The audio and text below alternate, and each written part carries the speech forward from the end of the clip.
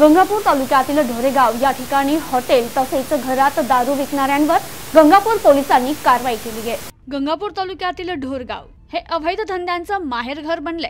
या ठिकाणी 2 अवैधरित्या चालणारे मटक्याचे अड्डे तसेच 3 ठिकाणी देशी दारूचे अड्डे असून पोलिसांनी आता या अवैध धंद्यांविरुद्ध कारवाई करण्याचा चांगलाच बडगा उगारलाय। गंगापूर पोलिसांनी ढोरेगाव येथे 2 देशी दारूच्या अड्ड्यांवर कारवाई केली असून बाकीच्या मटका आणि दारू व्यावसायिकांना याची चाहूल लागताच त्यांनी पळ काढला होता। ढोरेगाव जवळील पेंडापूर फाटा येथील अविरा हॉटेलमध्ये कारवाई केली असून विशाल सोनटक्के असं आरोपीचं नाव असून त्याच्याकडून 25 देशी दारूच्या बाटल्या जप्त केल्या।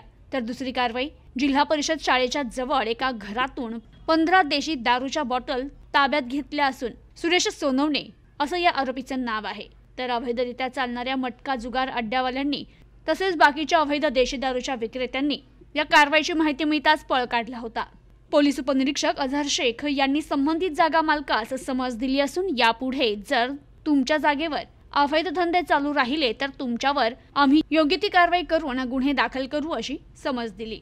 तर ही कारवाई पोलीस निरीक्षक सत्यजित ताईतवाले यांच्या मार्गदर्शनाखाली पोलीस उपनिरीक्षक अझहर शेख, बीट अंमलदार विजय पाखरे, विष्णू बापते, दत्तात्रय गुंजाळ, अनिरुद्ध शिंदे, दत्तू अवधूत यांनी केली। प्रतिनिधी विशाल जोशी, न्यूज टुडे 24, गंगापूर।